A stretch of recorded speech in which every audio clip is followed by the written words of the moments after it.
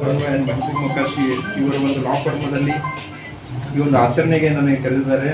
ಇದಕ್ಕೆ ಹಿರಿಯ ವಕೀಲರು ಕಮಾಲುದ್ದೀನ್ ಅಹಮದ್ ಸಾಹೇಬರು ಬಂದಿದ್ದಾರೆ. ಜೊತೆಗೆ ನಮ್ಮ ಊರಿನ ಎಲ್ಲ ಗಣ್ಯ ವ್ಯಕ್ತಿಗಳಿದ್ದಾರೆ ಮತ್ತು ಎಲ್ಲ ವಕೀಲರು, ಆತ್ಮೀಯ ವಕೀಲರ ಬಳಗ ಬಾರ್ ಕೌನ್ಸಿಲ್ನಿಂದ ಬಂದವರು ಎಲ್ಲರೂ ಇದ್ದೀರಿ. ನನಗೆ ತುಂಬ ಸಂತೋಷವಾಗುತ್ತದೆ ಈ ಕಾರ್ಯಕ್ರಮದಲ್ಲಿ ಭಾಗವಹಿಸಲು. ಆ್ಯಕ್ಚುಲಿ ನಾನು ಭಾಳ ಮೊದಲೇ ಭಾಗವಹಿಸಬೇಕಾಗಿತ್ತು, ಆದರೆ ಕಾರಣಾಂತರಗಳಿಂದ ಎಸ್.ಜೆ. ವಾಲಿಕರ್ ಸರ್ ಬರ್ತಿದೆ.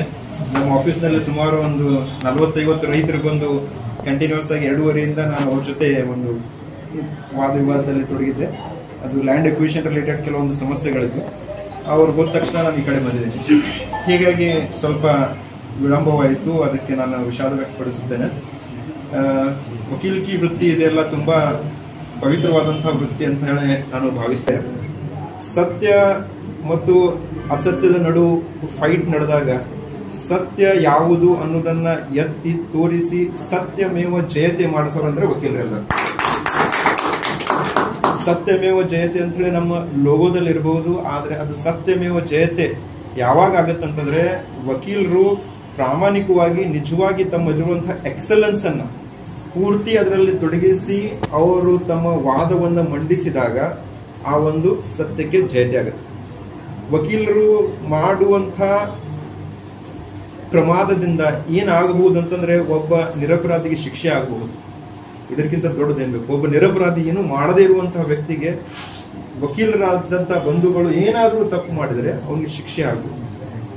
ಆದ್ರೆ ವಕೀಲರು ಮಾಡುವಂತಹ ಒಳ್ಳೆ ಕೆಲಸದಿಂದಾಗಿ ಯಾವನು ಸಮಾಜದಲ್ಲಿ ಇಡೀ ಸಮಾಜಕ್ಕೆ ವಿರುದ್ಧವಾಗಿ ಮಾಡಿದಂತಹ ಕಾರ್ಯಗಳಿಗೆ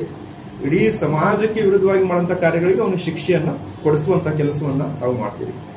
ಇದರ ಜೊತೆಗೆ ನನಗೆ ಬಹಳ ಸಂತೋಷ ಏನು ಅನ್ನಿಸ್ತಂದ್ರೆ, ನಾನು ನನ್ನ ಸಹೋದರಿಗೆ ಮೊದಲಿನಿಂದಲೂ ಹೇಳ್ತಿದ್ದೆ, ನೀನು ವಕೀಲಿಕೆ ವೃತ್ತಿ ಮಾಡು.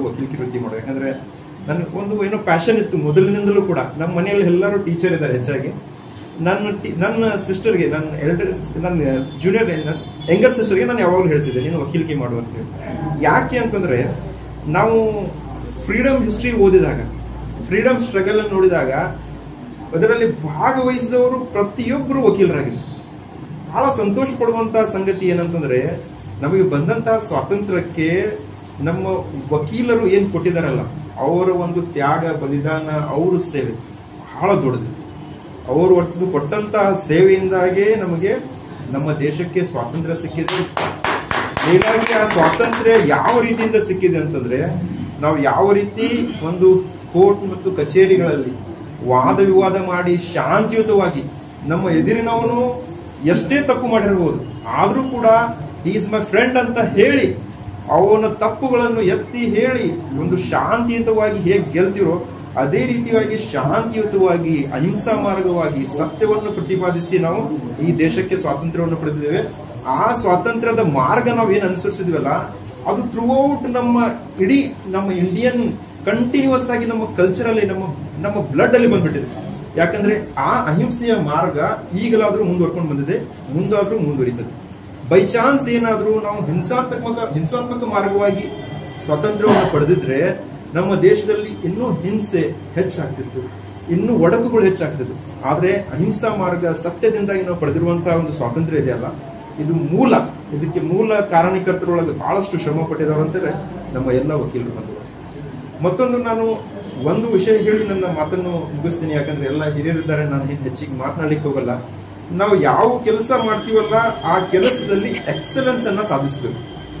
ಯಾಕಂದ್ರೆ ಯಾವಾಗ್ಲೂ ಕೂಡ ನೋಡಿ, ಕಾಂಪಿಟೇಷನ್ ಇರ್ತಲ್ಲ, ಕಾಂಪಿಟೇಷನ್ ಹೋದಾಗ ನಾನು ಬಹಳ ಸರಿ ಹೇಳ್ತೀನಿ, ಕಾಂಪಿಟೇಷನ್ ಹೋದಾಗ ಹೇಳ್ತಾರೆ, ಎಕ್ಸಾಂಪಲ್ ನಾವು KS ಎಕ್ಸಾಮ್ ಬರೀಬೇಕಾದ್ರೆ ನಮ್ಮಲ್ಲಿ ಬರೀ 440 ಪೋಸ್ಟ್ ಇತ್ತು. ಅಪ್ಲಿಕೇಶನ್ ಹಾಕಿದವರು, ಎಕ್ಸಾಮ್ ಬರೆದವರು 2.5 ಲಕ್ಷ ಜನ. ನನಗೇನು ಬೇಕು, ಬರೀ 440 ಪೋಸ್ಟ್ ಇದೆಯಲ್ಲ ಹೇಗೆ ಅಂತ ಹೇಳಿ ವಿಚಾರ ಮಾಡಬಾರ್ದು. ನನಗ್ ಬೇಕಾಗಿರೋದು ಎಷ್ಟು ಪೋಸ್ಟ್? ಒಂದು ಮಾತ್ರ. ನಾನು ಆ ಒಂದು ಪೋಸ್ಟಿಗೆ ಮಾತ್ರ ಟ್ರೈ ಮಾಡ್ಬೇಕಷ್ಟೇ. ಆ ಒಂದು ಪೋಸ್ಟ್ ಮಾತ್ರ ನಂದು, ಅದಕ್ಕೆ ನಾನು ಟ್ರೈ ಮಾಡ್ತೀನಿ, ಅದ್ರ ಮೇಲೆ ನಾನು ಕೂತ್ಕೋತೀನಿ ಅನ್ನುವಂತೂ ದೃಢ ನಿಶ್ಚಯ ಮಾಡಿಕೊಂಡು ನಾವು ಪರಿಶ್ರಮ ಪಟ್ರೆ ಡೆಫಿನೆಟ್ ಆಗಿ ಅದು ನಮ್ಗೆ ಸಿಗುತ್ತೆ. ಅದೇ ತರನಾಗಿ ಬಹಳಷ್ಟು ಜನ ವಕೀಲರಿದ್ದಾರೆ ಅನ್ನೋಕ್ಕಿಂತಲೂ, ಎಲ್ಲ ವಕೀಲರಿಗಿಂತಲೂ ನಾನು ಏನು ಎಕ್ಸಲೆನ್ಸ್ ಸಾಧಿಸಬಹುದು, ಒಂದು ಏನ್ ಎಕ್ಸ್ಟ್ರಾ ಇದೆಯಲ್ಲ. ಯಾಕಂದ್ರೆ ಎಲ್ಲರೂ ಒಂದು ಬುಕ್ ಓದಿದ್ದಾರೆ, ಆ ಒಂದು ಬುಕ್ ಅಲ್ಲಿ ನಾನು ಮಾಸ್ಟರಿ ಸಾಧಿಸಿದೇನಾ? ಯಾಕಂದ್ರೆ ಏನ್ ಹೇಳ್ತಾರೆ ಅಂದ್ರೆ, 10 ಬುಕ್ ಓದು ಬದಲಿ ಒಂದು ಬುಕ್ ಅನ್ನ 10 ಸಾರಿ ಓದಿದವನು ನಿಜವಾದ ಸಕ್ಸಸ್ ಸಾಧಿಸ್ತಾನೆ ಅಂತ ಹೇಳ್ತಾರೆ. ಯಾಕಂದ್ರೆ ನಾವು 10 ಬೇರೆ ಬೇರೆ ಬೇರೆ ಬೇರೆ ಬುಕ್ಸ್ ಗಳನ್ನು ಓದಿದಾಗ ಅಷ್ಟು ನಾಲೆಜ್ ನಮಗೆ ಡೈವರ್ಟ್ ಆಗುತ್ತೆ. ಆದ್ರೆ ಒಂದೇ ಬುಕ್ ಅನ್ನ ರಿಪೀಟ್ 10 ಸಾರಿ ಓದಿದಾಗ ಅದರಲ್ಲಿರುವಂತಹ ಅಂಶಗಳಲ್ಲಿ ನಾವು ಮಾಸ್ಟ್ರಿ ಗೆಲ್ಲಿಸ್ತೀವಿ. ಆ ಮಾಸ್ಟ್ರಿ ನಾನು ಯಾವ ಫೀಲ್ಡ್ ಅಲ್ಲಿ ಇದ್ದೀನಿ, ನಾನು ಯಾವ ಫೀಲ್ಡ್ ಅಲ್ಲಿ ಆ ಮಾಸ್ಟ್ರಿ ಇದೆಯಲ್ಲ ಅದ್ರ ಮೇಲೆ ನಾವು ಶ್ರಮ ಹಾಕಿದರೆ, ಪರಿಶ್ರಮ ಪಟ್ಟರೆ ನಾನು ನನ್ನ ಕ್ಲೈಂಟ್ಸ್ ಗಳಿಗೆ, ನಮ್ಮಲ್ಲಿ ಬರುವಂತಹ ಕಕ್ಷಿದಾರರಿಗೆ ನಾವು ಸರಿಯಾಗಿ ನ್ಯಾಯವನ್ನ ಕೊಡಬಹುದು ಅನ್ನುವಂಥ ಮಾತು ಹೇಳಿ ದಯಮಾಡಿ ಎಲ್ಲರೂ, ಯಾಕಂದ್ರೆ ಈಗ AI ಟೆಕ್ನಾಲಜಿ ಅಂತ ಬಂದಿದೆ. AI ಟೆಕ್ನಾಲಜಿಯಲ್ಲಿ ನೋಡಿ ನೀವು ಬಳಸಬೇಕು. ನಾವು ಬಳಸದೆ ಹೋದ್ರೆ ನಾವು ಹಿಂದುಳಿದು ಬಿಡ್ತೀವಿ.